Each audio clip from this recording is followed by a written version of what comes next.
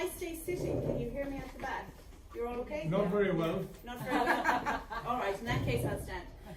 Okay, so let me start by thanking Isabel and everybody who's been involved in organising this evening for inviting me to come along, and also for your incredible work here in trying to move the conversation forward further in Gibraltar. I know it is difficult to do that. I come from a very small village in the middle of nowhere in Tipperary, and I have some sense of, in fact, 34,500 people is like massive compared to where, because I have some sense of how difficult it can be to stand up and to speak out, but it is only through starting that process that larger conversations and processes of political and legal reform actually take place. So to express my admiration for and solidarity with all of you for the work that you're doing here. What I want to do over the kind of 15 to 20 minutes or thereabouts that we each have is to speak about a couple of things, largely focusing, as you said, on legal perspectives. So first of all, I just want to outline my argument, and there are other arguments, for why the law should regulate abortion. And by that I don't mean the law should prohibit abortion. So why I believe law is needed in every jurisdiction to give effect to a woman's capacity to access abortion care. So a principled argument for abortion law that is not criminal law, which is the status quo. And secondly then, to outline three principles of good abortion law reform, some of which are reflected in the bill that's appended to the command paper, many of which I would say are not reflected in the proposed new law here. And it's not a murder mystery. So the three principles of good abortion law reform are that it would be human rights compliant, that it would create what I call decisional security, so the security for pregnant people to make their own decisions, security in law, and also that it would enhance dignity and not cause dignitary harms to people going through the medical and legal system of accessing abortion. So let me start by making three arguments for why abortion law is needed. And this doesn't only apply to Gibraltar, of course. The first reason is that law that prohibits or prescribes abortion doesn't work. In other words, the law is ineffective. This is just a reality of life. Anywhere there are women, there is abortion. Anywhere there is reproductive life, there are times when people, for whatever reason, cannot continue with pregnancies. All that law that prohibits abortion does is make it secret and unsafe. In this context, as in Ireland, it also fairly unfairly, I should say, transfers a health burden to other jurisdictions. A good state, a functioning state, should provide the healthcare needs of the people who live within it. A state that has a law that treats abortion only as something to be prohibited fails to do that. And so it is ineffective. Women will find ways to access abortion care. They will travel.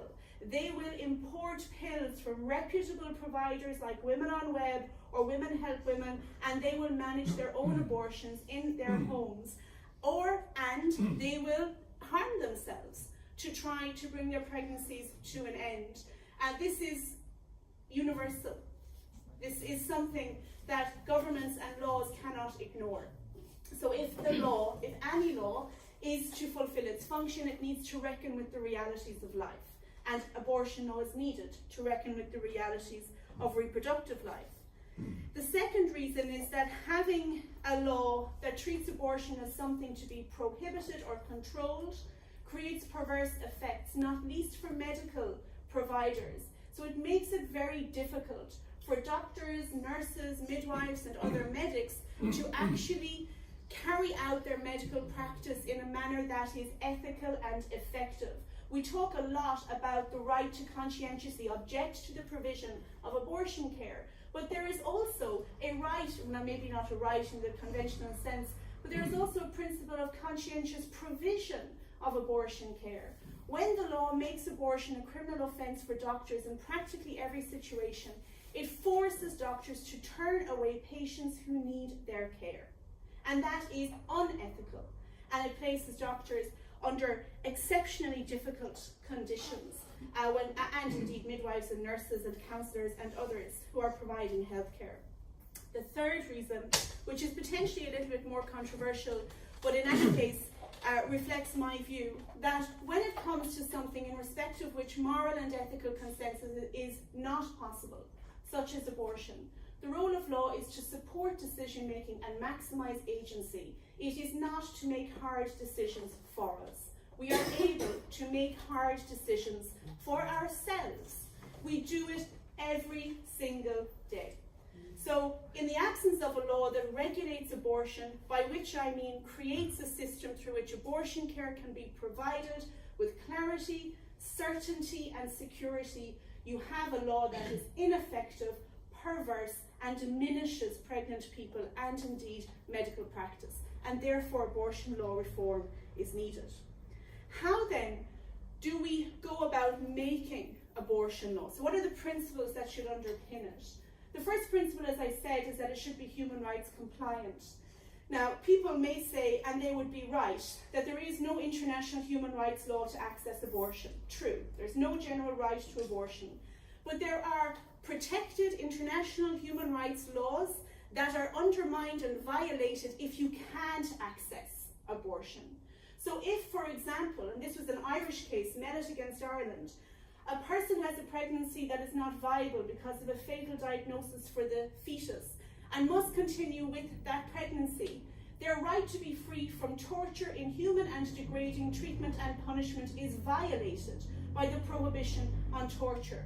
If somebody is a survivor of rape or sexual violence and has a pregnancy that they cannot sustain but are not allowed to access abortion, that violates, among other things, their right to health, their right to bodily integrity. If somebody has to walk through hordes of protesters and have all of their data gathered and everything to access abortion care, that violates their right to privacy and their European Union right to data protection, for example.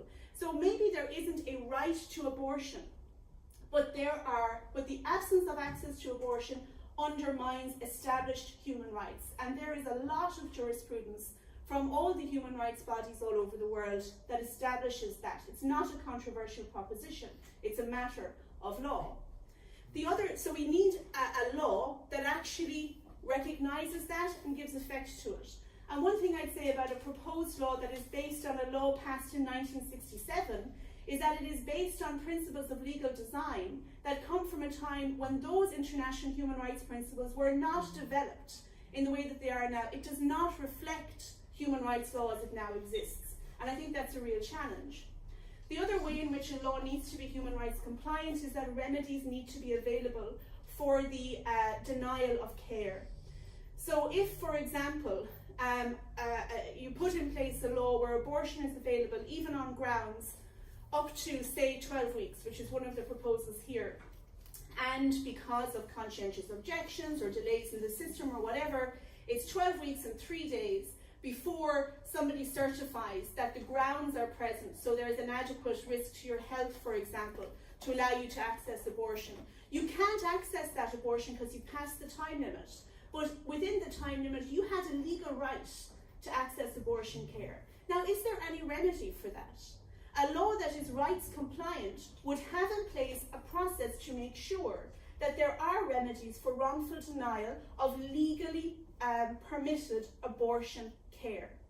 And as a result, that the system is organised in a way that makes sure that those delays are not possible or that their possibility is minimised. There are very few abortion laws anywhere in the world that take seriously that principle of remedy, and the command paper proposal doesn't deal with it at all.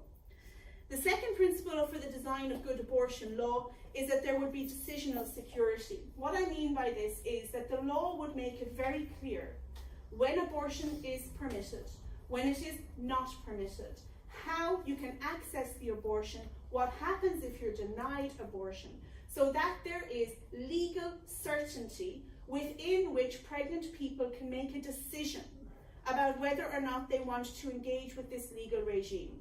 One of the things we must, I think, remember, and we know this from all over the world, is that if you reform the law, but the new law doesn't work, is too strict, is not clear, can't be used, people won't use it. They will continue to use the adaptation strategies they have developed. They will self-manage abortion, they will provide abortion pills to each other, they will travel, they will self-harm.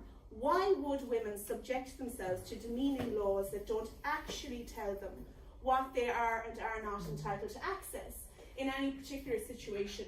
We see this in Ireland, where the Minister for Health is shocked and appalled that people are still importing abortion pills. And we're saying, Minister, we told you they would still import abortion pills because the law makes them, imposes harms on them.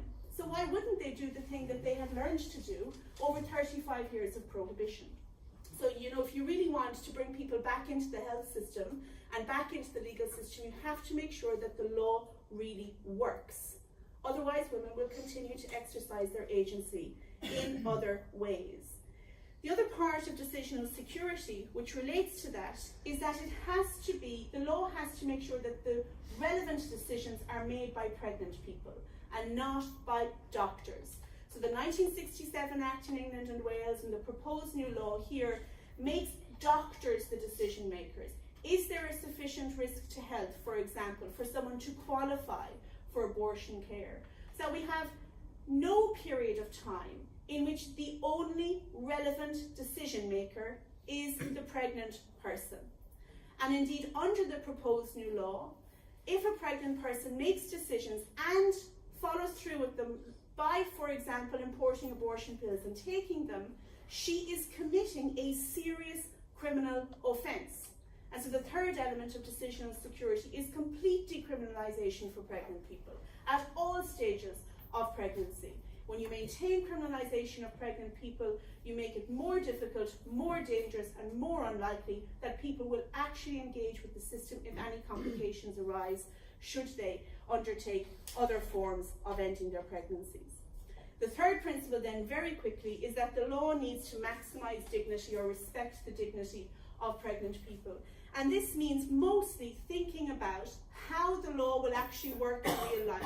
So if, for example, as is the case here, the government has a policy commitment to making sure that abortion is available in cases of rape, then the best way, the dignified way to do that is to put in place a period of time where you can access abortion without having to give a reason, without having to justify yourself. Doesn't mean you don't have a reason, of course you do. It means nobody else gets to judge whether your reason is good enough, right?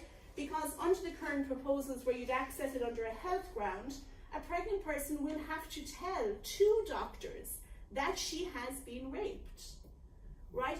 The forcing revelation of sexual violence is extremely harmful. It shows minimal respect for the dignity of the pregnant person. It's not an effective way to give effect to a perfectly good policy commitment, which is to make sure that abortion is available in those situations. So you don't want to have situations of forced revelation. You don't want people to have to justify themselves. You don't want doctors to have to act as police officers. They're doctors. They want to act as doctors, not as lawyers. And so we want to try and make sure in an effective abortion law regime that people have the security of the law, they know what they're entitled to, and if they decide to engage with those entitlements, their dignity is respected and preserved, their privacy, their agency is respected, and the fact that this decision is one that they have taken carefully, and that we don't need 2 people to certify a reason to be sure that they have taken that decision carefully. That is the law that respects the dignity of pregnant people. Achieving all of those things is very complicated. And as my time is up, I shan't even try to talk about how. But those are some reflections from the research that I've undertaken, mostly with Mairead Enright, and very happy to talk about them and to discuss them further as we go through the evening. But for now, I think I'll hand over to Ruth. Thanks, Fiona.